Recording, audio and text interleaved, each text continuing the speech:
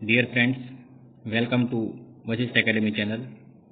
Today we are going to learn a poem of class 10th, that is How to Tell Wild Animals.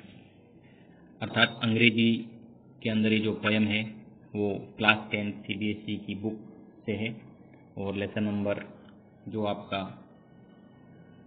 2 है उसके अंदर ये poem है। तो आइए स्टार्ट करते हैं ये पोएम। इसका एक्सप्लेनेशन और जो समरी इतने शॉर्ट में बना के मैंने दिए, आराम से आप 1 बाय 1 समझें और स्क्रीन को रोक करके इसको नोट भी कर सकते हैं। तो चलिए स्टार्ट करते हैं poem how to tell wild animals. It is written by a poetess Carolyn Wells, CAROLYNWELLS, Carolyn Wells. So first of all we will learn the introduction of poem. सबसे पहले हम पोएम का इंट्रोडक्शन पढ़ेंगे कि क्या इसके अंदर बात बता रखी है। It is a comical poem. इस पोएम में हमको कुछ सिखाया गया है लेकिन थोड़ी सी कॉमिकल तरीके से बनी हुई है जिससे अपन को हंसी भी आ सकती है छोटी मोटी। The poetess describes the various wild animals in a very interesting and mysterious way. Poetess है जो कवयित्री है इस कविता को लिखने वाली, वो वाइल्ड एनिमल जंगली जानवरों को बहुत ही इंटरेस्टिंग तरीके से डिस्क्राइब करती है, उसका वर्णन करती है। The suggested ways create humour, और जिस तरीके से इसने जानवरों का वर्णन किया है उससे हमको थोड़ा सा ह्यूमर भी क्रिएट होता है, थोड़ा सा कॉमिकल एनवायरनमेंट भी क्रिएट होता है। शी सेज, यहाँ पे ही लिखा है, शी कर सकते हो आप इसको क्योंकि पोएटेस है वो। She says if you ever visit the jungles in east, अगर आप कभी ईस्ट के जंगलों में विजिट करो, and you happen to come across a lion, और आपको कभी एक लॉयन मिल जाए, एक लॉयन मिल जाए या कभी टाइगर या कभी leopard, you will be able to recognise them by the way they attack you. तो ये कह रही है कि जंगलों में जाओगे तो आपको अलग अलग तरह के जानवर जैसे लॉयन है, टाइगर है, लेपर्ड है, ये सब मिलेंगे, लेकिन इसको पहचानोगे कैसे? अगर आपने पहले वो जानवर नहीं देखा है, उसके बारे में आपको जानकारी नहीं है, तो आप उस जानवर को कैसे पहचानोगे? तो इसके लिए यहाँ पर हर अलग अलग स्टेंजा के अंदर जानवरों को पहचानने की इसने ट्रिक बता रखी है। तो वो हम 1 बाय 1 स्टेंजा पढ़ेंगे तो सीखेंगे। आइए स्टार्ट करते हैं stanza number 1। If you ever should go by chance to the jungles in the east, अगर आप कभी ईस्ट के जंगलों में जाओ, बाई चांस कभी आप ईस्ट के जंगलों में जाओ,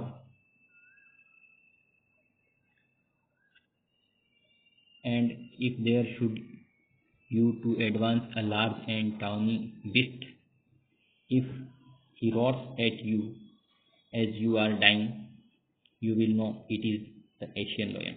इस स्टेंजा में हमको एशियन लॉयन कैसा होता है उसकी पहचान इन्होंने बताई है।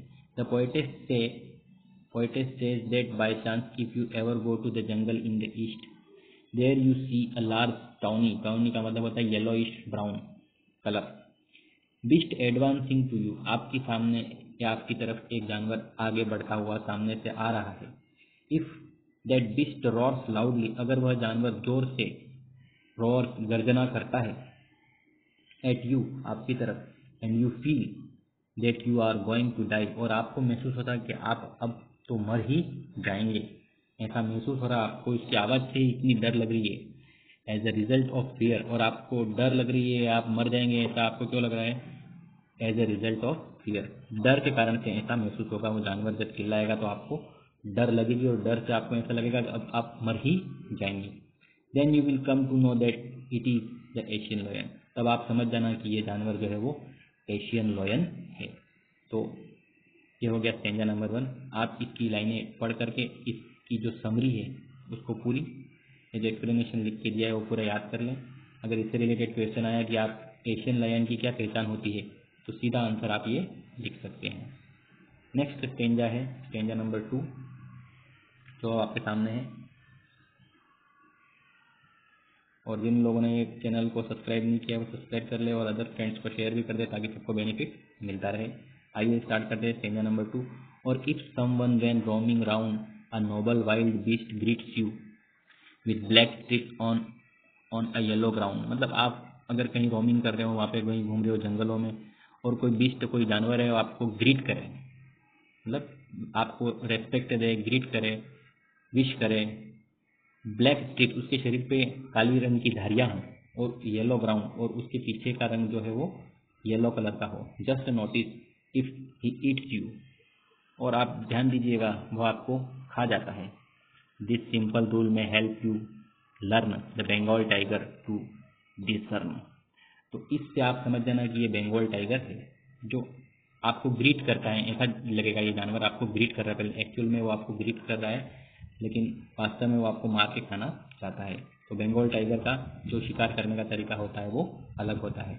जैसे लोयन वाले में बताया था कि वो रोर करता है, गर्जना करता है, चिल्लाता है, लेकिन ये ग्रीट करता है किसी भी विक्टिम के सामने, अपने शिकार के सामने उसको ग्रीट करने की कोशिश करता है, उसको विश करता है, ऐसा लगता है।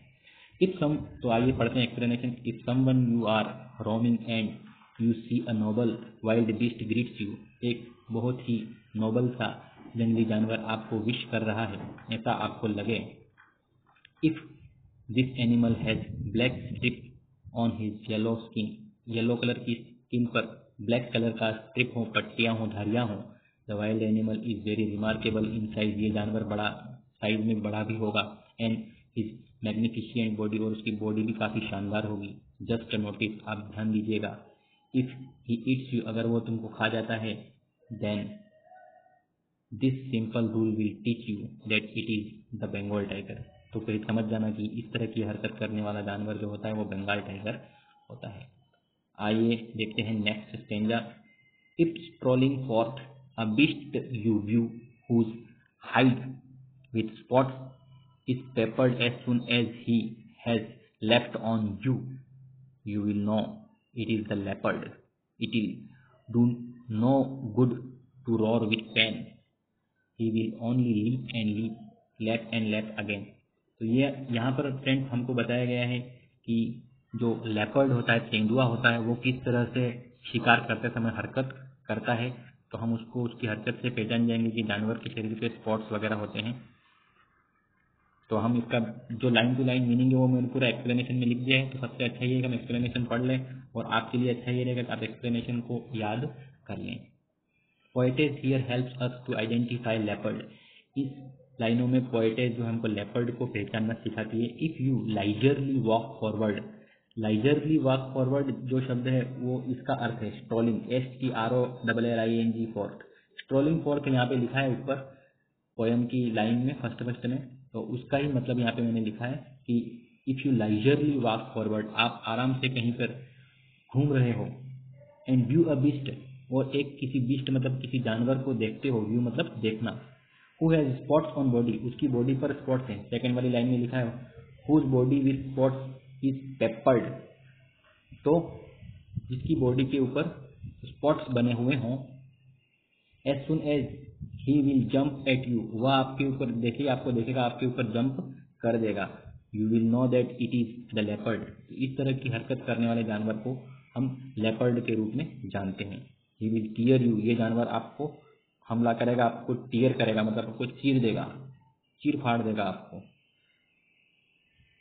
यहाँ पर तीसरी लाइन में लिखा है as soon as he has left on you, left करना मतलब ऊपर झपटना, और झपटने के बाद में वो जानवर क्या करेगा, आपको टीयर करेगा, चीरेगा, बार बार झपटता रहेगा। If you cry with pain, अगर आप दर्द से चिल्लाओगे भी सही, यहाँ पे लाइन में लिखा है आगे, it will do no good to roar with pain, तो if you cry with pain, अगर आप दर्द से चिल्लाओगे, it will not leave you, तुमको नहीं छोड़ेगा तो भी। He will continue leap on you, लगातार आपके ऊपर वह झपटता रहेगा और आपको शिकार बना लेगा अपना। तो हमने अभी तक 3 स्टेंजा पढ़े, अब हम पढ़ते हैं स्टेंजा नंबर 4। फ्रेंड्स, इसकी जो समरी है, ये जो भी एक्सप्लेनेशन मैंने लिखा है, उसको आप आराम से वीडियो रोक करके नोट कर सकते हैं, या इसका स्क्रीनशॉट भी ले सकते हैं।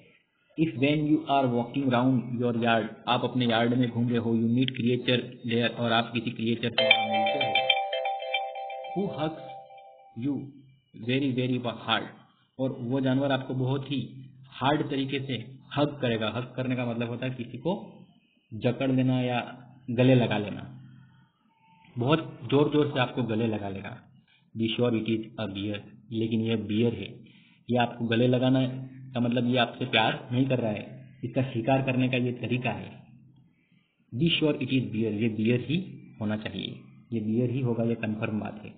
If you have any doubt, I guess, आपको किसी तरह का डाउट हो, ऐसा अंदाजा, मतलब आपको कोई डाउट नहीं होना चाहिए। I guess he will give you just one more carat. तो ये जो एनिमल है, अगर आपको बार बार गले लगा रहा है और आपको कुछ नहीं हो रहा है, तो वो आपको गले लगाता रहेगा जब तक कि आप उसका शिकार पूरा नहीं बन जाओ, आपको मार देगा वो इस तरीके से गले लगा के, दबा के।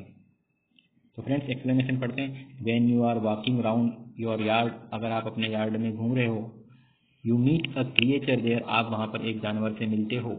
If this creature hugs you tightly, अगर ये आपको टाइटली गले लगाता है, you can believe that it is a bear, तो आप विश्वास कर सकते हो कि यह बियर है। But this hug is not friendly, यह जो हग है, यह गले लगाना है, ये मित्रतापूर्वक या दोस्ती से अपन को गले नहीं लगा रहा है। Because the bear hugs a man to kill him, bear होता है वो किसी भी इंसान को गले लगाता है उसे मारने के लिए, इसका शिकार करने का तरीका होता है। It is the way of a bear to kill his prey, यह बियर का तरीका होता है टू किल हिज प्रे, अपने शिकार को मारने का। प्रे का मतलब शिकार होता है, अपने शिकार को मारने का बियर का यह अनोखा तरीका होता है। Bear can embrace his prey again to finally kill him, और अगर एक दो बार या ऐसे गले लगाने से कोई शिकार नहीं मरता है, तो वो बार बार उसको गले लगाएगा, एम्बेरेस करेगा, हग करेगा, ताकि वो प्रे या शिकार जो है वो मर ही जाए। तो मर जाने तक आपको नहीं छोड़ेगा वो। तो अब हम पढ़ते हैं नेक्स्ट स्टेंजा, वो है हमारा stanza number 5। Thou to distinguish beast prey and novice might non plus। तो यहाँ पर एक और लाइन में हमको और किसी और एनिमल के बारे में बताया है।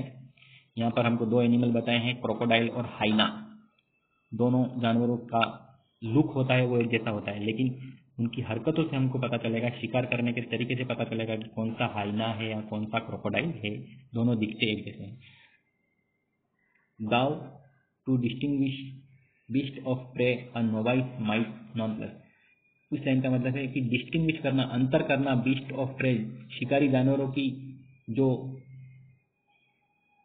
डिफरेंशिएट करना, उसके अंदर अंतर करना बहुत कठिन काम है। Though to distinguish beast of prey, कि जानवरों की जो शिकार करने वाले जानवरों को पहचानना या उनमें अंतर करना बहुत ही कठिन काम है। एंड नोवाइस, कोई भी नया इंसान है, माइट नॉन प्लस, उसको कोई इसका अनुभव नहीं होता है, वो उसके बारे में पजल हो जाएगा। नॉन प्लस का मतलब चकरा जाएगा, उसको देख के पजल हो जाएगा कि क्या कौन सा जानवर है, क्या कहता है। Crocodile, the crocodile you always may tell from hyenas, the crocodile और हाइना एक जैसे दिखते हैं। अब इसका डिफरेंस आप कैसे करोगे, वो अगली दो लाइनों में जाएगा। हाइनास कम विथ मेरी स्माइल, हाइना जब अपना शिकार करता है तो वो स्माइलिंग करता है, हंसता हुआ फेस ऐसा शो करता है। बट इफ दे वीप, लेकिन हाइना जैसा जानवर है, लेकिन आपको शिकार करते समय वह वीप करता है, रोता है या चिल्लाता है, तो समझ जाओ वो क्रोकोडाइल है। तो अगर क्रोकोडाइल जैसा जानवर शिकार कर रहा है हमारा और स्माइल कर रहा है तो वो हाइना है, और अगर रो रहा है तो वो क्रोकोडाइल है। ये इसके अंदर दोनों में डिफरेंस बताए हैं। आइए हम एक्सप्लेनेशन भी पढ़ लेते हैं।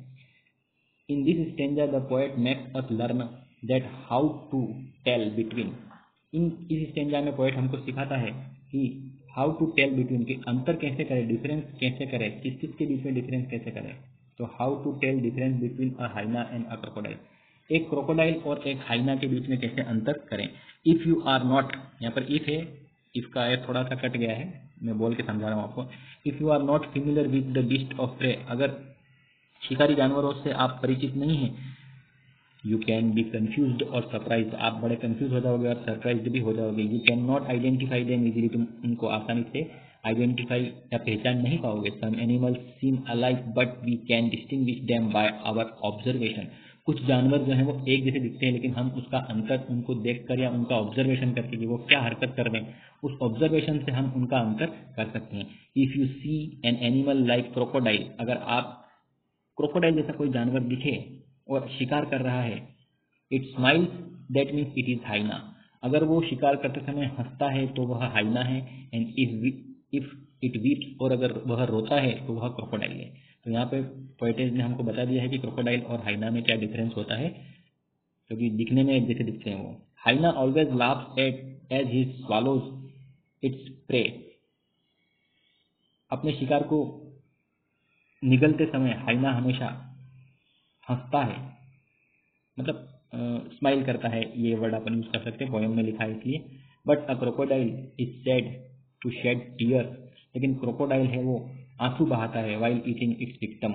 विक्टिम का मतलब भी शिकार होता है और प्रे का मतलब भी शिकार ही होता है, लेकिन इसी लाइन में बार बार प्रे लिखने से अच्छा अपन दूसरा वर्ड यूज करें उसका सिनोनिम। तो अपने विक्टिम या अपने शिकार को ईटिंग करते समय, खाते समय, इट शेड टीयर, यह रोता है, आंसू बहाता है, इसलिए बोलते हैं मगरमच्छ के आंसू, ऐसा बोलते हैं कई लोग। तो क्रोकोडाइल अर्थात मगरमच्छ है वो शिकार करते समय आंसू बहाता है, लेकिन हाइना है वो हंसता है, स्माइलिंग करता है।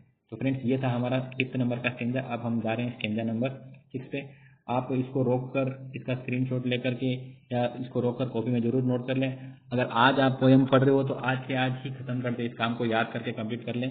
कल के लिए वेट न करें कि कल कंप्लीट कर लूँगा, परसों कंप्लीट कर लूँगा, कभी भी ऐसा नहीं करें। हम अपने वर्क को अच्छे से समय पे कंप्लीट कर लें, इससे हमारा हर काम अच्छा होगा। आइए अब पढ़ते हैं इस पोएम का जो कि लास्ट स्टेंजा हम कह सकते हैं उसको। A true chameleon is small. जो ये चैमिलियन है वो छोटा होता है। A lizard sort of thing, एक तरह की छिपकली का प्रकार है, लेकिन ये जंगली छिपकली है, गार्डन लिजार्ड कह सकते हैं इसको, जंगल में रहने वाली छिपकली है, उसको चैमिलियन कहते हैं। और भी इसका जो प्रोनाउंसिएशन हो आप उसको अपने हिसाब से देख सकते हो। He hasn't any ears at all, इसके कान नहीं होते हैं। And not a single wing, इसका कोई पंख भी नहीं होता है। If there is nothing on the tree, अगर पेड़ पे कुछ भी नहीं है और अकेला यही जीव बैठा है, it is the chameleon you see, तो आप समझ सकते हो कि चैमिलियन ही है। तो अब हम एक्सप्लेनेशन पढ़ते हैं। In stanza the poetess makes us learn that how to differentiate a lizard and a chameleon. Chameleon और लिजर्ड के अंदर क्या अंतर होना चाहिए, ये हमको इस स्टेंजा में समझा रहा है पोएटेज। अ चैमिलियन लुक्स लाइक अ लिजर्ड, चैमिलियन जो है वो लिजर्ड या छिपकली जैसा दिखता है, but it is found in A garden, लेकिन ये गार्डन के अंदर पेड़ वगैरह पर रहता है या जंगल वगैरह में पेड़ पर रहता है। इट डजंट हैव ईयर्स और विंग्स, इसके कान नहीं होते हैं, उसके पंख नहीं होते, ये इसकी पहचान होती है। If you see that there is nothing on the tree, अगर आप देखते हो कि पेड़ पर कुछ नहीं है, then a chameleon sitting there, तो ही चैमिलियन वहां पर बैठा हुआ आपको मिलेगा। तो एक ये इसकी पहचान है। Chameleon can change its colour as per its environment, environment के हिसाब से चैमिलियन जो होता है वो अपना रंग बदल सकता है, ये इसकी बहुत बड़ी खासियत है। It saves itself from enemy, और रंग बदल करके ही जो चैमिलियन होता है वो अपना शिकारी से अपने आप को बचा लेता है, अपने दुश्मनों से अपने आप को बचाने का काम करता है। तो फ्रेंड्स ये थी हमारी पोयम और उसके 6 स्ट्रेंजर और उसका एक्सप्लेनेशन। आप ध्यान से इसको नोट करें, आराम से समझें और याद करके कंप्लीट कर लें, इससे आपको काफ़ी आसानी रहेगी पोयम को कंप्लीट करने में। और फ्रेंड्स आपने वशिष्ठ एकेडमी चैनल को अगर सब्सक्राइब नहीं किया तो सब्सक्राइब करें, इसको लाइक और शेयर करें ताकि ज़्यादा से ज़्यादा स्टूडेंट्स को इसका बेनिफिट मिले। और फ्रेंड्स याद रखने लायक बात यह है कि इस चीज़ को अभी ही नोट कर लें और अभी ही कंप्लीट कर लें। इसकी समरी में जो एक्सप्लेनेशन जो हमने दे रखा है, एक्सप्लेनेशन जिसको भी याद है वो फटाफट एग्जाम में कोई भी इसका क्वेश्चन आएगा तो इनमें से एनिमल्स की कैरेक्टरिस्टिक्स या ये सब पूछेगा, तो जिसको ये समरी याद है, एक्सप्लेनेशन के पॉइंट्स याद है, तो वो आंसर को बहुत अच्छे तरीके से लिख सकता है, उसको ज़्यादा सोचने की ज़रूरत नहीं पड़ेगी।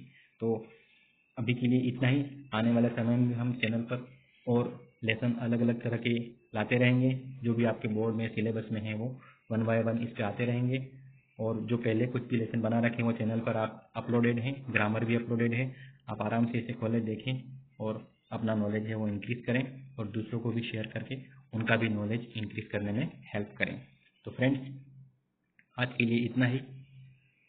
Till then, take care, goodbye, and thank you for watching this video.